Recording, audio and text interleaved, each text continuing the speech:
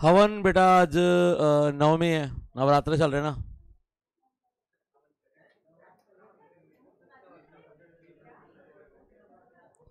नवरात्र साल में 4 बार आते हैं बेटा।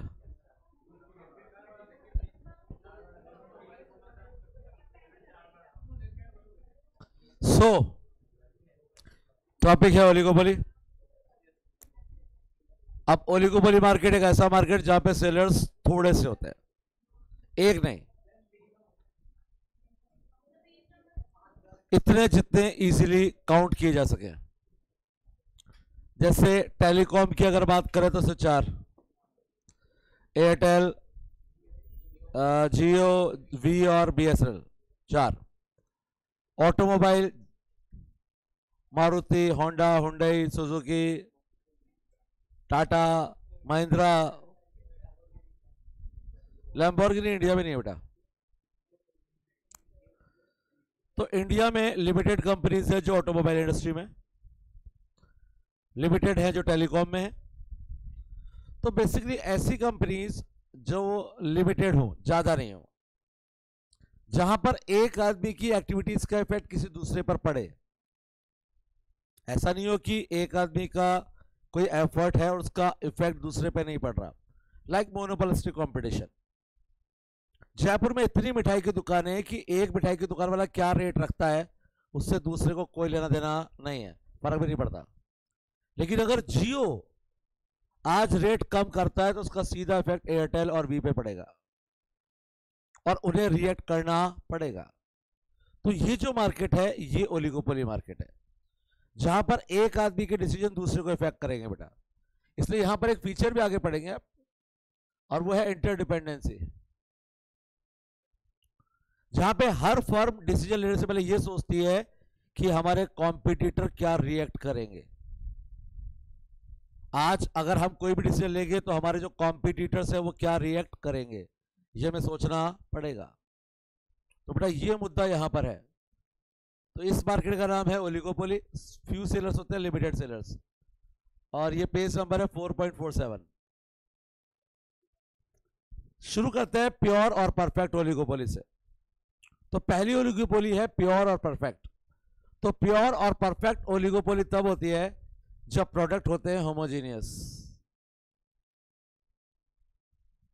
Like aluminium industry. तो अगर बेचने वाले 3-4 ही हो, बेचने वाले कितने बेटा, लेकिन प्रोडक्ट हो बेटा होमोजीनियस, मतलब close to homogeneous, close to, तो बेटा उस केस में उसको कहते हैं प्योर या परफेक्ट ओलिगोपोली, प्योर या परफेक्ट। लेकिन अगर प्रोडक्ट डिफरेंशिएटेड हो तो उसे इम्परफेक्ट ओलिगोपोली कहते हैं बेटा। Example talcum powder. अब टेल्कम पाउडर बेच रहे तो बहुत सारी कंपनीज है बेटा, और सबके टेल्कम पाउडर अलग अलग ही होते हैं बेटा, सेम नहीं होते, नहीं होते ना सेम। सबके पाउडर क्या आते हैं बेटा, अलग अलग आते हैं, सेम थोड़ा आते हैं बेटा। एक खुशबू वाला आता है, एक घमौरियों वाला आता है, और एक ठंडा ठंडा कुलकुल भी आता है। हाँ, खुशबू वाला भी आता है, डर्मिकुल वाला भी आता है। तो उस केस में उसको हम कहते हैं डिफरेंशिएटेड और इम्परफेक्ट ओलिगोपोली। इसके बाद आती है ओपन एंड क्लोज्ड। तो ओपन तो नाम से पता चलता है कि एक ऐसा मार्केट जहां पे न्यू फर्म मार्केट में एंटर हो सकती हो, वो ओपन है बेटा। लेकिन जहां पर न्यू फर्म की एंट्री पॉसिबल नहीं हो, वो होती है क्लोज्ड ओलिगोपोली। अगर नई फर्म मार्केट में आ सकती है तो बेटा कौन सी ओलिगोपोली है वो, और अगर पॉसिबल नहीं है एंट्री तो क्लोज्ड। तो ओपन एंड क्लोज्ड। उसके बाद ये बड़ी मजेदार है बेटा, कॉल्यूसिव और कॉम्पिटिटिव। तो कॉल्यूसिव जानने से पहले कॉम्पिटिटिव को जानिए बेटा। कॉम्पिटिटिव मार्केट ऐसा मार्केट है जहां पे कुछ फर्म्स होती हैं जो आपस में कॉम्पिटिशन कर रही होती हैं और उनकी कोई म्यूचुअल अंडरस्टैंडिंग नहीं होती। ठीक है, मेरी मर्जी है कि मैं करूंगा, तुम्हारी मर्जी है वो करो। तो जहां पर कोई अंडरस्टैंडिंग नहीं है, जैसे कि आपकी और हमारी कोई अंडरस्टैंडिंग नहीं है, आपकी मर्जी आती है आप वो करते हो, हमारी मर्जी आती है हम वो करते हैं, तो ऐसे मार्केट को कहते हैं कॉम्पिटिटिव मार्केट। कौन सा मार्केट बेटा, क्योंकि आप हमसे कंपटीशन करना चाहते हो लेकिन हम आपसे कंपटीशन करना, गुड। तो जहां पर कंपटीशन है बेटा वो कॉम्पिटिटिव है। कौन सी बेटा? लेकिन एक दिन ऐसा आता है जब पता चलता है कि कंपटीशन से लॉस अपना ही हो रहा है। कंपटीशन से लॉस किसका हो रहा है? तो फिर म्यूचुअल अंडरस्टैंडिंग में आ जाते हैं वो लोग। हाँ बेटा, मैं तो डायरेक्ट बोलता हूं, मुझे इनडायरेक्ट बोलने की जरूरत ही नहीं मेरे को। हाँ बेटा देखो, ऐसा है कि मन में दुर्भावना रखना ना बच्चों का काम है, टीचर्स का नहीं।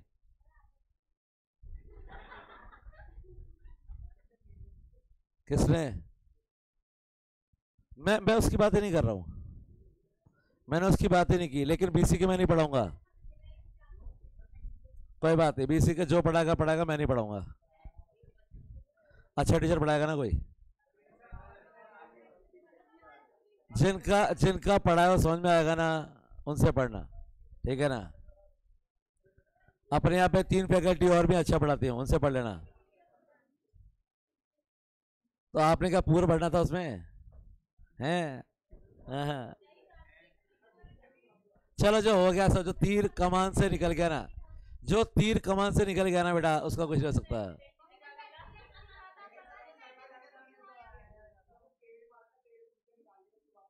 कोई बात नहीं बेटा, वो गया बेटा, खेल खत्म हो गया बेटा वो।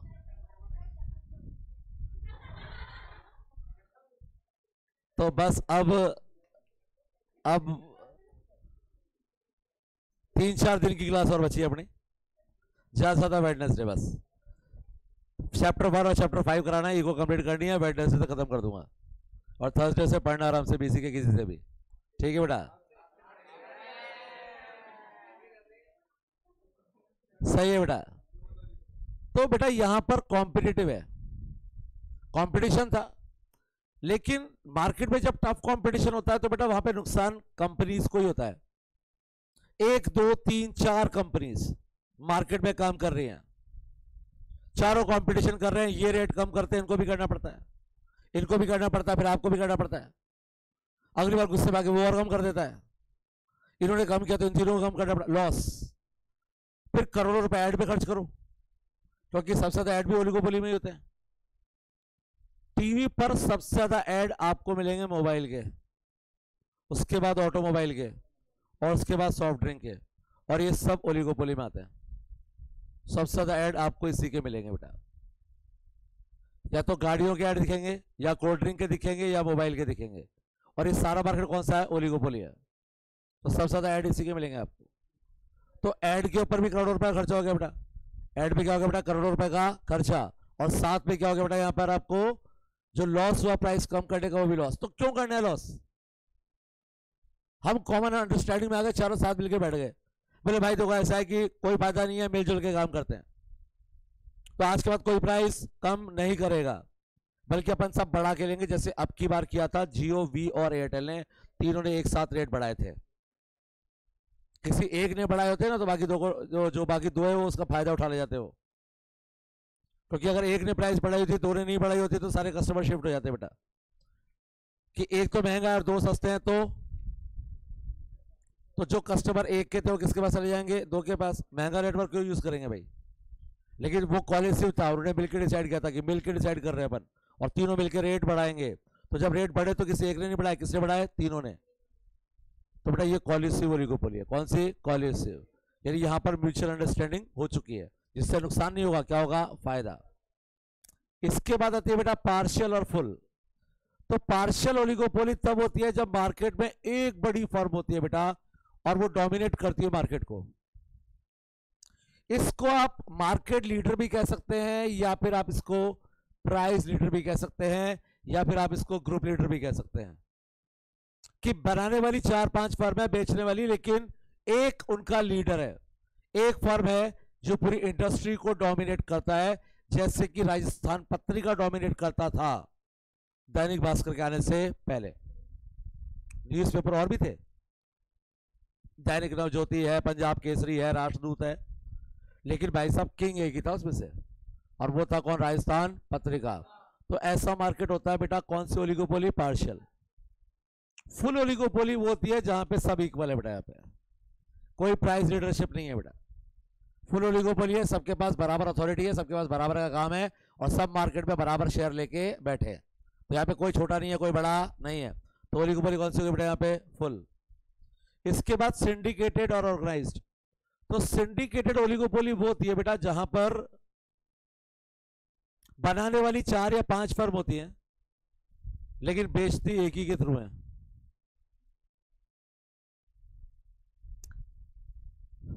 पुष्पा पिक्चर देखिए, लकड़ी काटने वाले बहुत सारे थे लेकिन बेचते एक के थ्रू थे। एक ही था उनका सिंडिकेट का, वो कि सब मेरे थ्रू ही बेचोगे, सब आप मेरे को दो और मैं आगे बेचूंगा। तो वो सिंडिकेटेड होता है। क्या होता है वो? सिंडिकेटेड। कई बार मूवीज में भी काम की चीज मिल जाती है। तो सिंडिकेट का एग्जांपल है पुष्पा। और भैया बनाते बहुत सारे हैं लेकिन बेचते एक के थ्रू है। जैसे कि पार्ले जी बिस्किट पार्ले कंपनी बनाती ही नहीं है। हाँ, मजदूर भी बेटा पार्ले के ही होंगे ना, लेकिन पार्ले के नहीं है, पार्ले बनाता ही नहीं है पार्ले जी बिस्किट।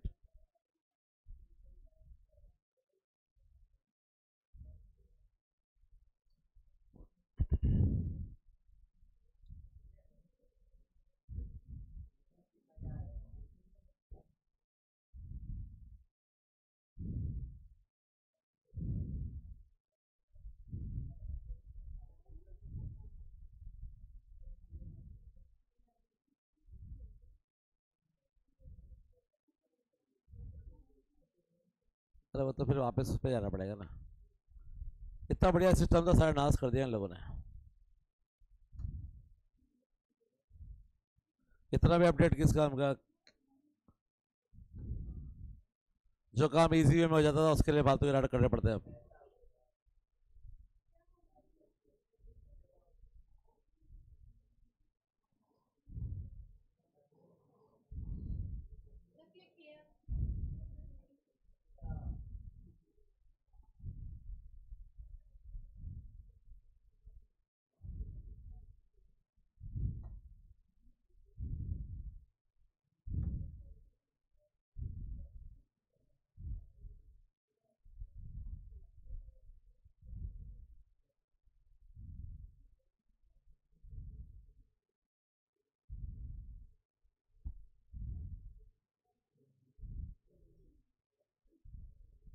हाँ, खुश हो जाओ।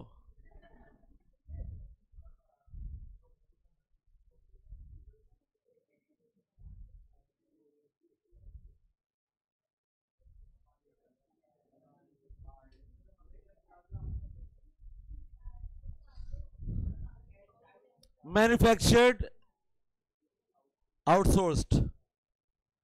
पार्ले नहीं बना रहा है इसको, ये बना रहा है HCF food private limited, M coil food process, H एलवेटी और शशि सिंडल फूड लिमिटेड। ये पार्ले जी बनाते हैं। पार्ले सिर्फ इसकी मार्केटिंग करता है, यानी अपने नाम का ठप्पा लगाकर बेचता है। Parle do only the marketing. तो आज तक जो आप बिस्किट पार्ले के समझ के खा रहे थे बेटा, वो बिस्किट पार्ले के नहीं थे। बनाने वाले ये लोग हैं बेटा, ये बनाने वाले, ये सिर्फ क्या करता है बेटा? उसकी मार्केटिंग। तो पार्ले जी जो केस है ये सिंडिकेटेड ओलिगोपोली का नहीं है, लेकिन इसी तरीके से काम करती है सिंडिकेटेड ओलिगोपोली, जहां पर बनाने वाले 3, 4, 5, 6 हो सकते हैं लेकिन बेचते सिर्फ एक के थ्रू है बेटा। तो उसे हम क्या कहते हैं? सिंडिकेट। क्या कहते हैं बेटा? और सिंडिकेट के बाद लास्ट जो है बेटा वो है आपकी ऑर्गेनाइज्ड। अभी आपने कॉलेज में पढ़ी थी, म्यूचुअल अंडरस्टैंडिंग होगी थी बेटा। अब बेटा वो तो म्यूचुअल अंडरस्टैंडिंग है, कब तक रहेगी कब तक नहीं रहेगी पता नहीं, लेकिन कई बार फर्म क्या करती है, इस म्यूचुअल अंडरस्टैंडिंग की जगह पर एक ऑर्गेनाइजेशन ही बना लेती है जो परमानेंट होता है बेटा। इसका सबसे बड़ा एग्जांपल मिलेगा आपको ओपेक। ओपेक यानी कि OPEC। ओपेक क्या बेटा?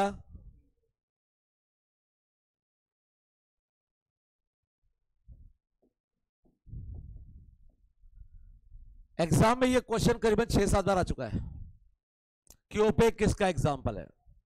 ओपेक एग्जाम्पल है ऑर्गेनाइज्ड ओलिगोपोली का, और ओपेक का फुल फॉर्म है organisation of petrol exporting. Yes बिल्कुल। तो पेट्रोल एक्सपोर्ट करने कंपनीज का जो ऑर्गेनाइजेशन है बेटा वो क्या है? ओपेक। तो ओपेक जो है बेटा वो एक ऑर्गेनाइजेशन है जिसके रूल्स कोई नहीं तोड़ सकता बेटा, क्योंकि ये कोई टेम्परेरी कॉलिसिव नहीं है बेटा, यहाँ पर कोई टेम्परेरी म्यूचुअल अंडरस्टैंडिंग नहीं है, ये परमानेंट ऑर्गेनाइजेशन है बेटा। तो जब आप लड़ाई से बचने के लिए अपने आप को ऑर्गेनाइजेशन में ही चेंज कर लेते हैं तो उसको ऑर्गेनाइज्ड ओलिगोपोली कहते हैं। और ऑर्गेनाइज्ड ओलिगोपोली का सबसे बड़ा एग्जांपल क्या है बेटा? OPEC, OPEC. क्लियर है क्या बेटा? तो ये तो कहानी इसके सारे जो मार्केट के टाइप हैं। बुक्स तो आप लाए नहीं होंगे, good.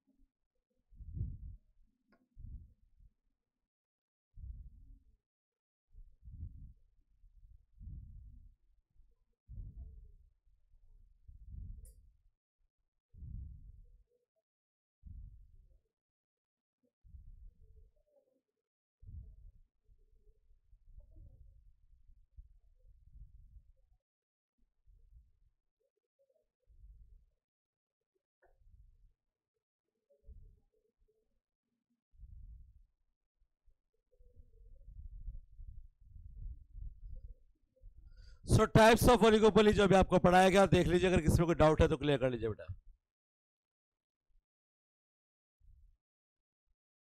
Any doubt, any question?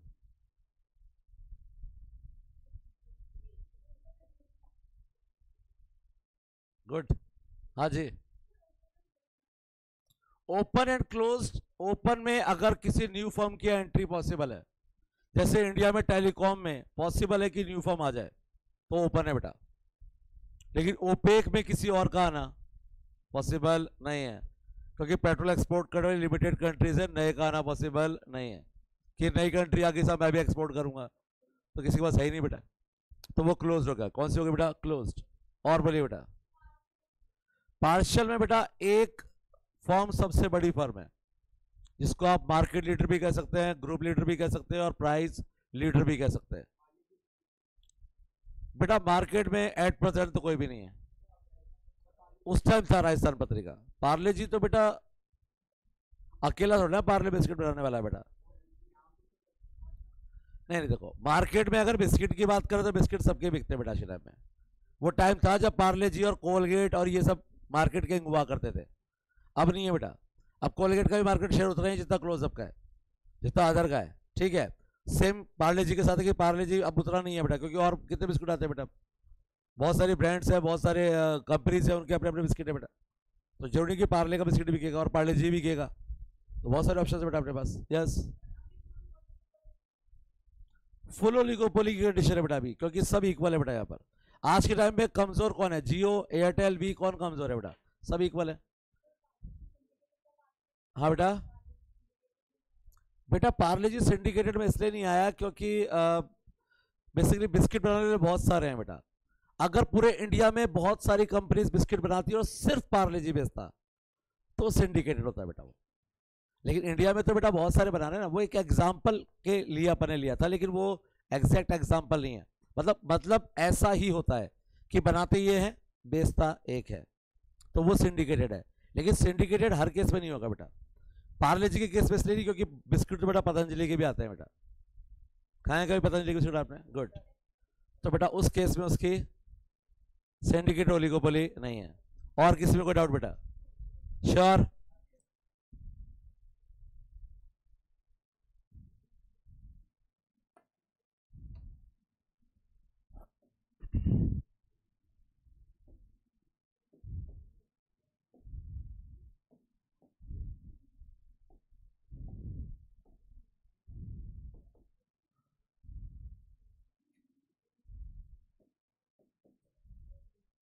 हाँ, किसकी इच्छा थी कल ऐसा डायग्राम देखने की?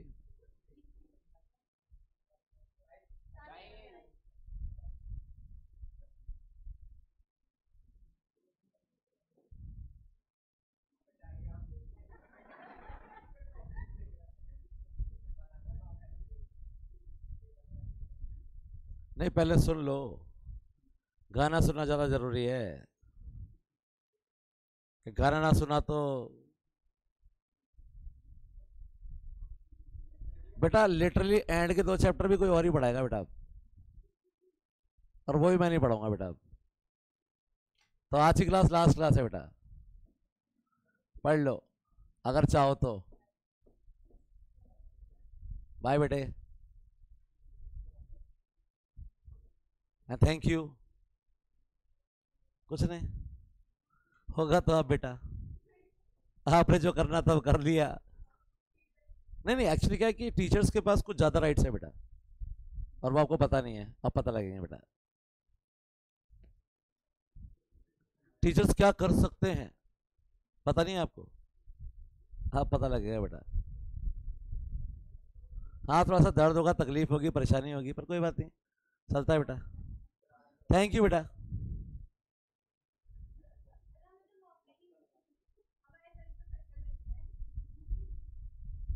मतलब हम पूरी भड़ास नहीं निकाल पाए,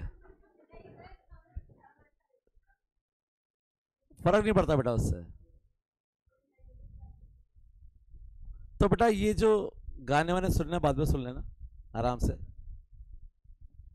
और मैं तो शुरू से एक ही बात कहता हूँ, जो पढ़ना है तो पढ़ो, नहीं पढ़ना तो लाइब्रेरी ओपन करवा रखी है आप लोगों के लिए, आराम से बैठा करो बेटा वहां पे। वैसे भी आधे दिन वहीं बैठते हो आप लोग, एक लेक्चर में और से वहीं बैठा करो। कम से कम जो पढ़ना चाहते हैं वो तो पढ़ लें, कम से कम जो सिर्फ पढ़ने के लिए आते हैं बेटा, शायद। तो ये जो मैं आज की क्लास पढ़ा रहा हूँ, ये सिर्फ उनके लिए जो पढ़ना चाहते हैं। E greater than 1, upper part, lower part, less than 1। कल वाले में ऊपर वाला जो था वो लेस देन 1 था, नीचे वाला जो था वो ग्रेटर देन 1 था। आज का डायग्राम जो है बेटा वो है आपका किंक डिमांड कर्व। इसका नाम दिया गया कि इसे किंक डिमांड कर्व कहा जाता है।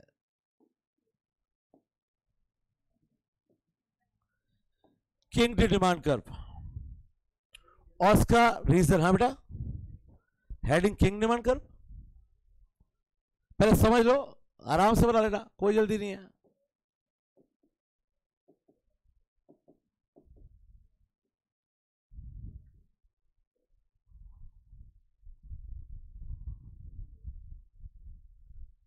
इस पूरी जो कंडीशन है रिजिडिटी, इसकी वजह से किंग डिमांड कर्व है बेटा।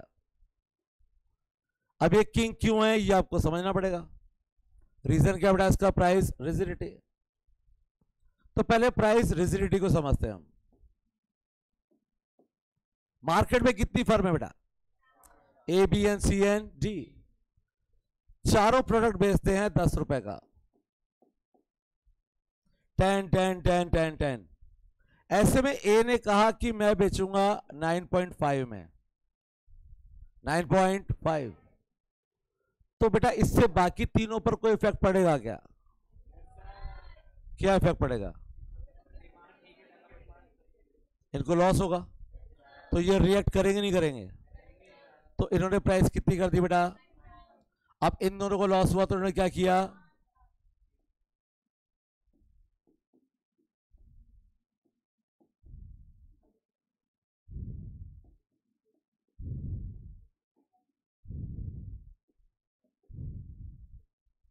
प्राइस वॉर हो जाएगी बेटा। एक ने प्राइस कम की नहीं और प्राइस वॉर हुई नहीं। प्राइस वॉर हो गया बेटा। क्या हो गया बेटा? Price war. लेकिन इस केस में अगर एक प्राइस को बढ़ा के 11 कर दे तो इससे बाकी तीनों को प्रॉफिट होगा कि लॉस? तो क्या वो प्राइस बढ़ाने के बारे में सोचेंगे? यानी अगर एक ने प्राइस कम की तो उसका मार्केट में रिएक्शन होगा कि नहीं होगा? लेकिन प्राइस बढ़ाई तो कोई रिएक्शन। आप अपने दोस्त के घर गए और वो गाजर का हलवा खा रहा था, उसको देख के आपकी भी इच्छा है कि मैं भी गाजर का हलवा खाऊंगा, हो सकती है, कोई बड़ी बात नहीं है। लेकिन आप दोस्त के घर गए और वो पत्थर से अपना सर फोड़ रहा था, आपकी इच्छा होगी क्या भाई मेरा ही फोड़ दे? ये वही है, ये पत्थर से अपना सर फोड़ रहा है, अपना नुकसान खुद कर रहा है। हम वैसा करने वाले नहीं है। ये तो गाजर का हलवा खा रहा है तो हम भी खाएंगे। तो प्राइस डिक्रीज होने पे सब रिएक्ट करते हैं बेटा, जबकि प्राइस इंक्रीज होने पे कोई रिएक्शन नहीं है। इसी को कहते हैं प्राइस रिजिडिटी। और प्राइस रिजिडिटी का रिजल्ट होता है किंग डिमांड कर्व। यस बेटा। बेटा 9.5 तो इससे ही कर लिया बेटा, तो ये 9.5 करेंगे तो इससे क्या फायदा बेटा? प्रॉफिट चाहिए ना अपन को, तो कि ठीक है अगर आप 9.5 करोगे तो हम 9 रुपए बेचेंगे। जियो ने क्यों फ्री कर दिया था? उस टाइम लड़ाई ये तो चल रही थी, एयरसेल ने कहा हम सस्ता बेचेंगे, एयरटेल ने कहा हम सस्ता बेचेंगे, टाटा डोकोमो बोला हम और सस्ता बेचेंगे, जियो ने क्या बोला? फ्री, हटाओ। तो हुआ था ना फ्री वहां पे। अभी किस पे चला? जीरो, जीरो पे पहुंचे ना। अरे रियल में देखा हमने तो, जियो ने फ्री दिया एक साल तक, एक साल तक कॉलिंग डेटा, अनलिमिटेड डेटा, क्या दिया? फ्री। यही तो था वो प्राइस वॉर जो थी, वो क्या थी? Price war. इस वॉर के बाद जो सर्वाइव कर पाए वो कर पाए, जो नहीं कर पाए साफ हो गए। एमटीएस बंद हो गया, एयरसेल बंद हो गया, टाटा डोकोमो बंद हो गया, रिलायंस को टेक ओवर कर लिया जियो ने, वो छोटे भाई का था बड़े भाई ने ले लिया, और वोडाफोन आइडिया मर्ज हो गए। तो मार्केट को खत्म ही कर दिया ना उसने। क्या किया? ये तो किया था उसने। तो प्राइस वॉर है बेटा। क्या है? Price war. इसलिए अब की बात सोच समझ के डिसीजन लिया उन लोगों ने। कॉलिसी में एक साथ प्राइस बढ़ाई है, अलग अलग प्राइस नहीं बढ़ाई। क्योंकि अगर एक प्राइस बढ़ाता ना तो नतीजा यही होता बेटा, उसके सारे कस्टमर दूसरे के पास। तो कुल मिला के प्राइस रिजिडिटी क्या है बेटा? कि एक प्राइस कम करेगा तो सब प्राइस कम करेंगे, लेकिन एक ने प्राइस बढ़ाया ना तो कोई रिएक्शन नहीं करेगा। और इसको नाम दिया गया प्राइस रिजिडिटी। और प्राइस रिजिडिटी का रिजल्ट होता है किंग डिमांड कर्व। क्यों है समझ लो। ये जो ओपी प्राइस है ना, ये प्राइस है 10 रुपए वाली। ओपी प्राइस कौन सी है? 10 वाली, जहां पे मार्केट स्टेबल है। मार्केट क्या है? स्टेबल। अगर प्राइस इससे कम की तो डिमांड इनइलास्टिक है, डिमांड पे ज्यादा फर्क नहीं पड़ेगा, क्योंकि आप अकेले कम करने वाले नहीं हैं। आप कम करोगे तो वो भी कम करेगा, ये भी कम करेगा, ये भी करेगा, और आप भी करोगे, तो सब कम कर रहे हैं, तो डिमांड पे ज्यादा इफेक्ट पड़ने वाला नहीं है। लेकिन अगर आपने प्राइस इससे ज्यादा डिसाइड की 11 रुपए, तो डिमांड इलास्टिक है, क्योंकि आपकी डिमांड खत्म हो जाएगी, क्योंकि लोग चले जाएंगे इन तीनों के पास, बी, सी और डी के पास। क्लियर है क्या बेटा? कंफ्यूजन? बेटा समझो समझो, आप एयरटेल के यूजर हो, ये वोडाफोन के, वी के हैं, और ये जियो के हैं। एयरटेल ने रेट कम कर दिया तो उसको देख के इनको लगेगा हम भी वो एयरटेल को अडॉप्ट कर ले या एयरटेल ले ले सिम। लेकिन इतनी देर पता लगा कि वी ने भी कम कर दिया। बोले कम कर दिया तो अब क्या टेंशन है, बल्कि उससे और कम कर दिया, तो जियो ने और कम कर दिया। तो बेटा जब सारे कम कर रहे हैं तो ट्रांसफर क्यों होगा कस्टमर? अगर एक प्राइस कम कर रहा है, दूसरा भी कर रहा है, तीसरा भी कर रहा है, सारे प्राइस कम कर रहे हैं, तो फिर शिफ्ट होने की जरूरत क्या है? लेकिन आपने प्राइस बढ़ाई, इन दोनों ने नहीं बढ़ाई, तो आपके सारे कस्टमर इनके पास जाएंगे नहीं जाएंगे? तो बेटा यही प्राइस रिजिडिटी है, जिसका रिजल्ट होता है बेटा किंग डिमांड कर्व। क्लियर है क्या बेटा? तो बनाइए और रीजन लिखिए।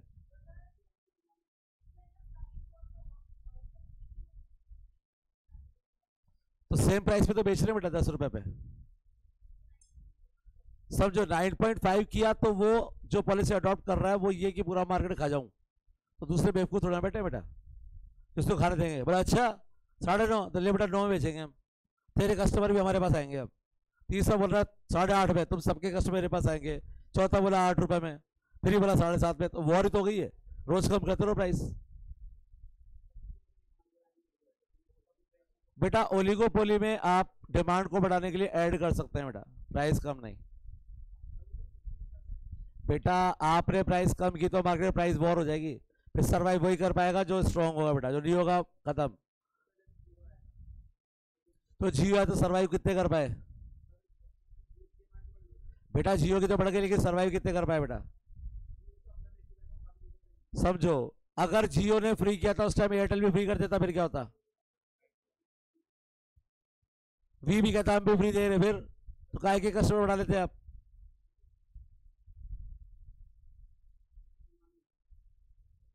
एमआर नहीं उठा इसमें।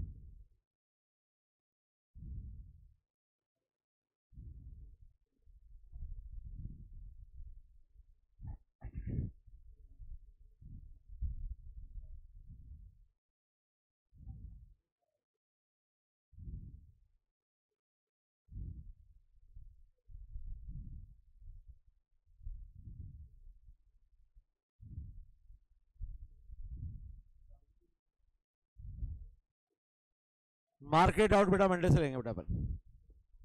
मैं क्यों लूंगा डाउट? हाँ, जिसको लेने वो लेगा डाउट।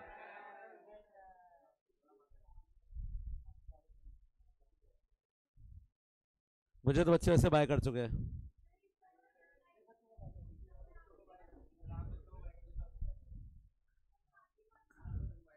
बाय बेटा।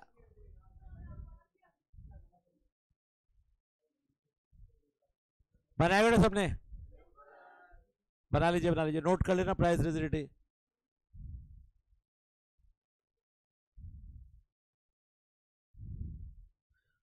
तो फाइनली मार्केट कंप्लीट करने जा रहे हैं। छोटा सा टॉपिक और बचा है, खत्म करो बेटा आज, ताकि मैं अपनी जिम्मेदारी से मुक्त हो जाऊं। कोई ये ना कह जाए कि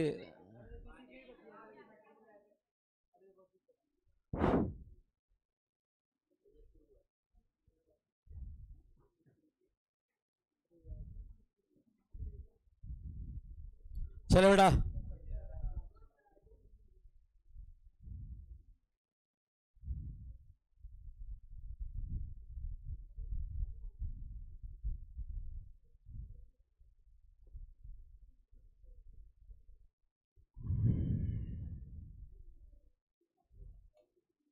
चलें।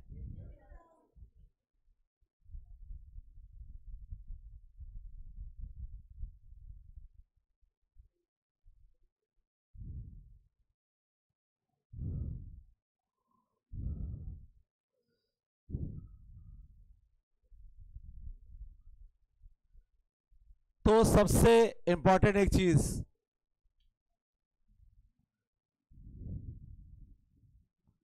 स्विगी नहीं स्वीजी। स्विगी, सारे दिन जोमेटो स्विगी याद आता है इनको। स्विगी है ना, पॉल ए स्वीजी। तो ये कॉन्सेप्ट जो है किंग डिमांड कर्व का किसने दिया था बेटा? पॉल ए। इसलिए इसको कई बार स्वीजी मॉडल भी बोलते हैं। क्या बोलते हैं बेटा? तो अंडरलाइन कर लो बेटा, मतलब लिख लो बेटा इसमें।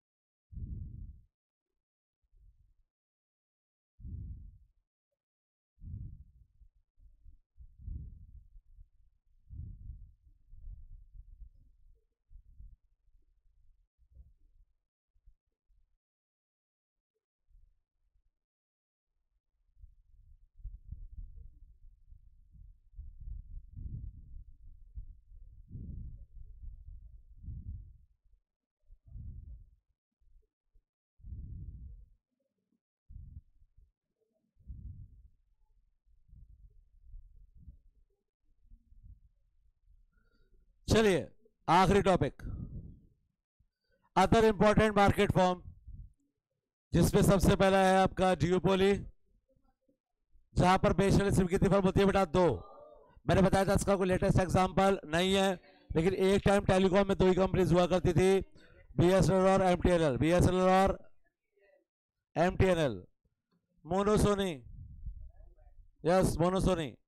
मोनोसोनी मार्केट वो जहां पर सिर्फ सिंगल बायर होता है बेटा। बेचने वाला अगर एक ही है तो मोनोपोली, और खरीदने वाला एक है। इंडियन रेलवेज, जो लोग रेलवे के इक्विपमेंट्स बेचते हैं वो तो बहुत सारे हैं, खरीदने वाला तो एक ही है। ट्रेन में जो पंखे लगते हैं वो बनाने वाली बहुत सारी कंपनीज है, खरीदने वाला कौन है? तो मोनोसोनी हो गया बेटा उसका। Oligopsony, small number of large buyers. हाँ, गिनती कम है लेकिन लार्ज, लार्ज मतलब बड़े बड़े बड़े राक्षस। जैसे जैसे मोबाइल के टावर बनते हैं तो टावर खरीदने वाले सिर्फ 3 ही हैं, या तो जियो खरीदेगा या एयरटेल या फिर भी, तो खरीदने वाले लार्ज हैं, लार्ज। लेकिन वैसे क्वांटिटी में 3-4 ही हैं, स्मॉल नंबर्स, यानी 3-4 ही हैं, लेकिन लार्ज बायर्स है, बड़ा बड़ा बड़ी क्वांटिटी परचेस करने वाले। तो खरीदने वाले जहां पे लिमिटेड होते हैं ना, वो ओलिगोसोनी होता है बेटा। और बायलिटरल मोनोपोली होती है बोथ साइड, जब खरीदने वाला भी एक और बेचने वाला भी एक। जैसे रेलवे के डब्बे, जो कोच बनते हैं वो चितरंजन में बनते हैं, चितरंजन जगह का नाम है, वहां बनते हैं बेटा। तो वहां पे बनते वहां पर है, तो बना बेचने वाला एक है और खरीदने वाला भी इंडियन रेलवे ही है। तो बायलिटरल हो गया बोथ साइड मोनोपोली, खरीदने वाला भी एक और बेचने वाला भी एक। तो कौन सी मोनोपोली होगी बेटा? और यहां पर कंप्लीट होता है बेटा आपका चैप्टर। खेल खत्म बेटा।